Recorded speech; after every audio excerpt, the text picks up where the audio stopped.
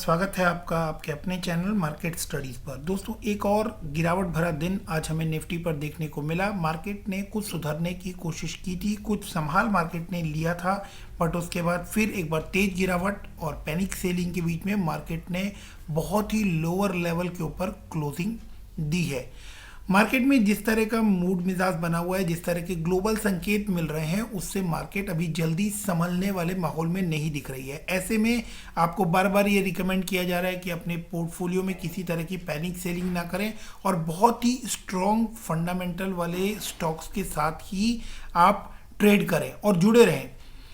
तो यहाँ बात कर रहे हैं एक ऐसे स्टॉक की जिसके ऊपर मार्केट की गिरावट का असर हमें ना के बराबर देखने को मिला है, या यूँ कहें कि मार्केट की गिरावट का असर देखने को इस स्टॉक पर मिल ही नहीं रहा। तो ऐसे स्टॉक को ढूंढ के लाने के लिए आप लोगों का एक लाइक जो है वो बहुत ज़्यादा हेल्पफुल रहेगा।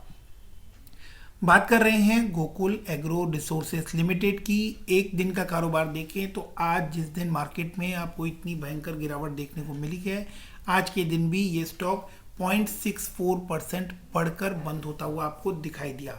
5 दिन की अगर हम बात करें तो 5 दिन के अंदर जब 5 दिनों में पीछे आपको गिरावट देखने को मिली है, ऐसे में इस स्टॉक ने आपको 8% का रिटर्न बनाकर दिया है। अगर हम लास्ट एक मंथ की बात करें तो एक मंथ में आप देखेंगे कि 5% के आसपास की गिरावट इस शेयर में हमें देखने को मिली है। और वहीं अगर हम देखें तो 63.75 के पास, 63.60 के आसपास यहाँ पर इसने डबल बॉटम बनाया है, जिसके बाद आपको इसके अंदर एक तेजी देखने को मिल रही है और वहाँ से तकरीबन ये 10-11% के आसपास रिकवरी ले चुका है। तो ये बहुत बारीक चीज़ें हैं जिनको आपको ध्यान रखना चाहिए। 6 महीने का इसका रिटर्न देखेंगे तो 81% का रिटर्न है, और अगर एक साल का रिटर्न देखेंगे तो तकरीबन 198% का रिटर्न इसने बना कर दिया है, यानी तकरीबन 200% का रिटर्न एक साल के अंदर हमें ये दे चुका है। 5 साल की बात करें तो 5 साल में आप देखेंगे कि 146% का रिटर्न निकल कर आ रहा है। और वहीं हम मैक्सिमम की बात करें, यानी 2016 में जब से ये स्टार्ट हुआ था आज तक की बात करें तो तकरीबन 550% का रिटर्न हमें इसके अंदर देखने को मिल रहा है। दोस्तों, Gokul agro resources limited fundamental wise कैसा है और स्पेशली ये गोकुल एग्रो रिसोर्सेज लिमिटेड करता क्या है, इसके लिए आप लोगों को ये समझना होगा कि गोकुल एग्रो रिसोर्सेज लिमिटेड के प्रोडक्ट्स क्या हैं। गोकुल एग्रो रिसोर्सेज लिमिटेड जो है वो one of the largest castor oil producing company है।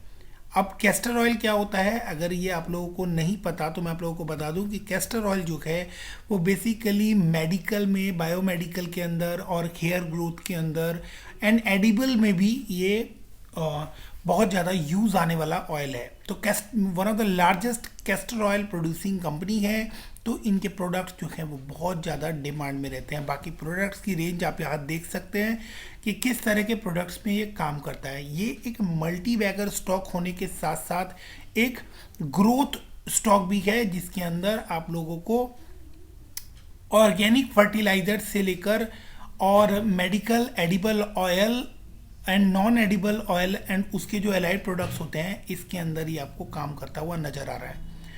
तो गोकुल एग्रो को सबसे पहले हम लोग फंडामेंटली समझते हैं, देन टेक्निकली समझते हैं और फिर समझने की कोशिश करते हैं कि बाकी के इंडिकेटर्स जो हैं वो क्या इंडिकेट कर रहे हैं इस शेयर के बारे में। करेंटली अगर हम गोकुल एग्रो के शेयर को चार्ट के ऊपर देखें तो जैसा मैंने आप लोगों को बताया कि 550% का रिटर्न इसने 2016 से लेकर अभी 2022 की स्टार्टिंग तक में दिया है, यानी एक मल्टी बैगर स्टॉक है, इसमें कोई डाउट नहीं है। फंडामेंटली ये स्टॉक कैसा है, अब हम लोग इसको समझने की कोशिश करते हैं। 1013 करोड़ मार्केट कैप के साथ ये काम करता हुआ नजर आ रहा है। 71 रुपीज़ का प्राइस आपको करंटली यहाँ पर दिखाई दे रहा है। 84 का इसने हाई बनाया है एंड लोअर जो हिस्सा लास्ट 52 वीक का था वो 19 रुपीज़ के आसपास है। स्टॉक का पी जो है वो 12.1 है, वहीं इंडस्ट्री का पी अगर हम देखेंगे तो 26.1 है, यानी वैल्यूएशन वाइज बात करें, पी वैल्यूएशन वाइज तो ये स्टॉक जो है ये आपको इतना कॉस्टली नज़र नहीं आता, या कहें कि कॉस्टली नज़र नहीं आता। क्योंकि प्राइस टू अर्निंग रेशियो जो है वो इस इंडस्ट्री का 26.1 है। बुक वैल्यू जो है वो 26.7 है। बुक वैल्यू के से कंपैरिजन करें तो 2.68 टाइम हमें बुक वैल्यू के देखने को मिल रहा है। तो स्लाइटली यहाँ पर आपको बुक वैल्यू से कंपेयर करेंगे तो थोड़ा महंगा है, लेकिन 550% के आसपास का रिटर्न देने के बाद डेफिनेटली आपको शेयर प्राइस थोड़ा सा महंगा यहाँ पर दिख रहा है और मिलने वाला होना स्वाभाविक भी है। फेस वैल्यू की बात करें तो 2 रुपये की फेस वैल्यू है, यानी कि शेयर जो है वो 1:5 में स्प्लिट हो चुका है, इधर बोनस में या पास्ट में जिस भी तरह से स्प्लिट हुआ हो, बट करंट फेस वैल्यू जो है वो 2 रुपीज़ के आसपास चल रही है। डेट की बात करें तो 280 करोड़ के डेट हैं, और डेट हमें देखने होंगे कि बैलेंस शीट के ऊपर डेट की परफॉर्मेंस किस तरह की रही है। तो जिस इंडस्ट्री से ये आते हैं उस इंडस्ट्री में डेट का होना लाजमी है, क्योंकि एग्रो के अंदर, एग्रो प्रोडक्ट बनाने के अंदर काफ़ी फंड्स की रिक्वायरमेंट होती है, और इस वजह से आपको यहाँ पर ये सारी चीज़ें देखने को मिल रही है। प्रमोटर के पास 70% की होल्डिंग है। प्रमोटर होल्डिंग हम देखेंगे तो 70% के आसपास प्रमोटर होल्डिंग है, एंड उसके अंदर से 16.3% जो है वो प्रमोटर ने प्लेज किया हुआ है।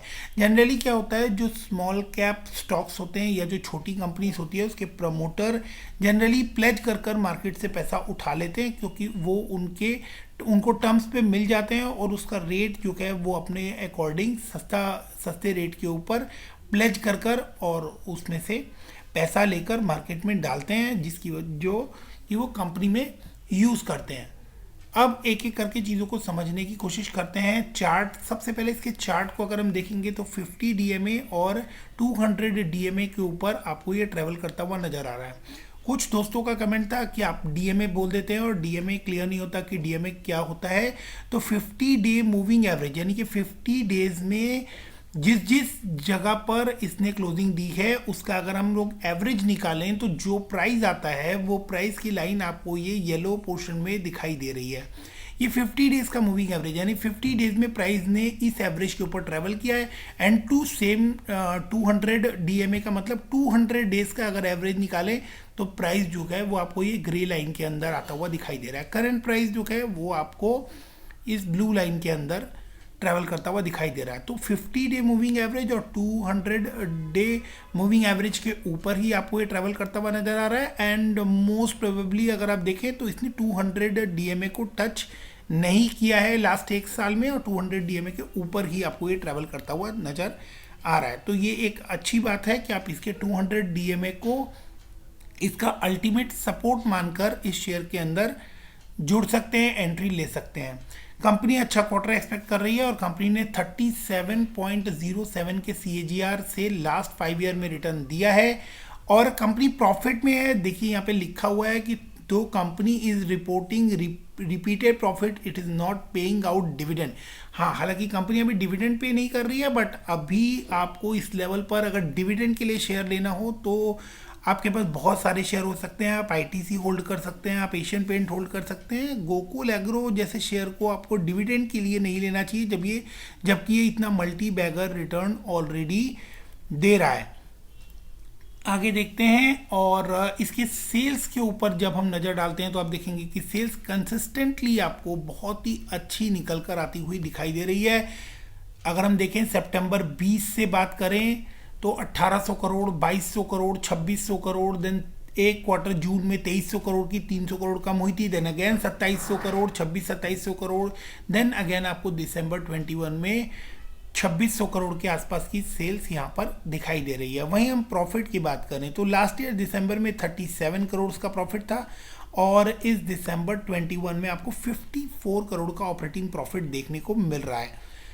अब हम बात करें कि जो इन्होंने बोरोइंग कर रखी है उसके ऊपर इंटरेस्ट कैसा निकल कर आ रहा है, तो 21 करोड़ का इंटरेस्ट पे कर रहे थे ये 19 में, वहाँ से ये रिड्यूस होकर 17 करोड़ के आसपास आया, और अब ये 14-15 करोड़ के रेंज में ये इंटरेस्ट पे कर रहे हैं। यानी कि डेफिनेटली डेट जो है वो भी कंपनी रिड्यूस करती हुई नज़र आ रही है। प्रॉफिट बिफोर टैक्स की बात करें तो वो लास्ट ईयर दिसंबर 20 में 18 करोड़ था, जो कि वहाँ से डबल हो गया है अभी दिसंबर 21 में, जिसका इम्पैक्ट आपको क्लियरली इसके चार्ट पर, इसके शेयर प्राइस पर आता हुआ दिख रहा है। प्रॉफिट डबल हो गया है profit before tax last year same quarter से, तो आपको उसका असर भी देखने को मिल रहा है।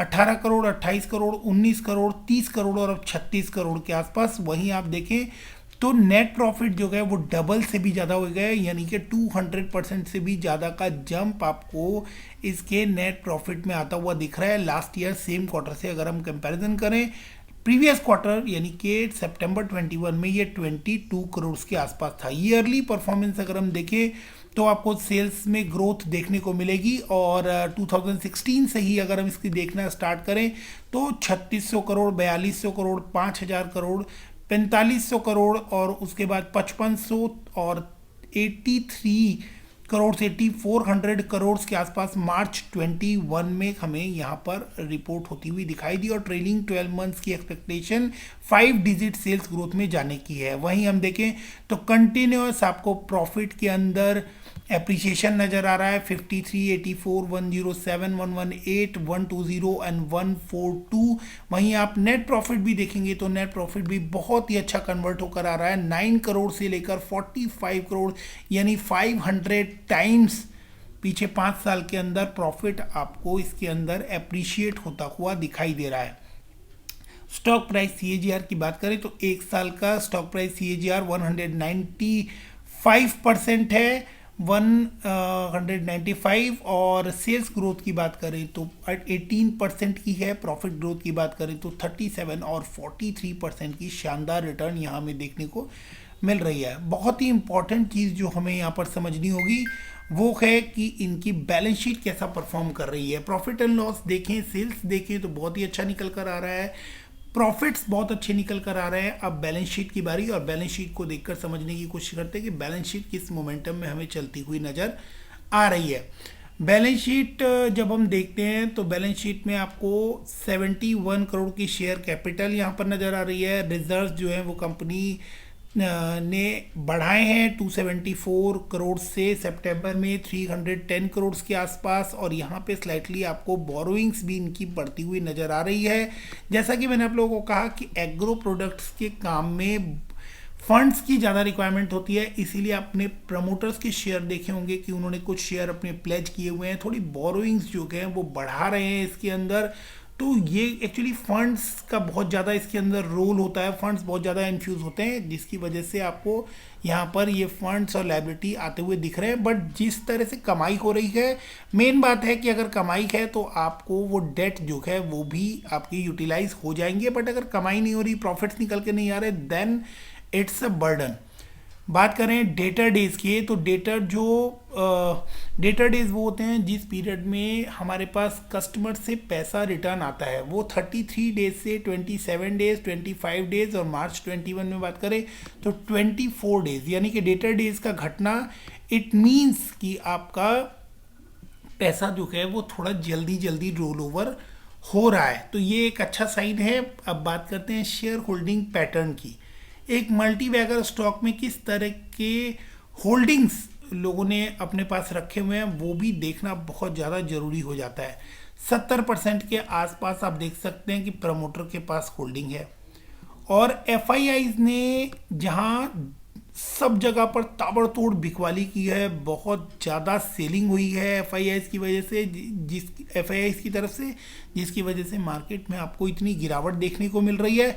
वहीं FIIs ने इसके अंदर अपना स्टेक जो है वो बढ़ाया है, और तकरीबन 0.24% यहाँ पर, यानी 0.25% अगर आप कहें अप्रॉक्सीमेट, तो FIIs ने इसके अंदर पैसा डाला है। FIIs ने खरीदारी की है यहाँ पर बजाय बिकवाली के। DIIs की बात करें तो DIIs ने अभी फ़िलहाल इससे पैसा यहाँ पर निकाल लिया है। ऐसे समय में जब DIIs बाकी सब में पैसा डाल रही है और FIIs निकाल रही है, इसके अंदर आपको बिल्कुल उल्टा होता हुआ दिख रहा है, और FIIs यहाँ पैसा डाल रही है और DIIs ने इस समय यहाँ पर अपनी होल्डिंग इसमें से निकाल ली है। पब्लिक के पास 30% के आसपास की होल्डिंग है। तो एक अच्छी डिसेंट बैलेंस शीट हमें देखने को मिल रही है, बहुत बहुत अच्छा प्रॉफिट एंड लॉस अकाउंट देखने को मिल रहा है, और चार्ट के ऊपर ये शेयर बहुत ही डैशिंग नज़र आ रहा है। प्रोडक्ट जो है इसके वो बहुत ही डिमांडिंग है। मेडिकल बायो ट्रीटमेंट के अंदर, एडिबल और नॉन एडिबल ऑयल के अंदर जो कैस्टर ऑयल होता है उसकी डिमांड और यूज़ जो है वो बहुत ज़्यादा नज़र आता है। Basically castor oil hairs and medicals के अंदर काम में आता है। अब हम बात करते हैं कि इसके ऑसिलेटर्स या इंडिकेटर्स क्या कहते हैं कि इस शेयर को क्या बाई करना चाहिए या नहीं करना चाहिए।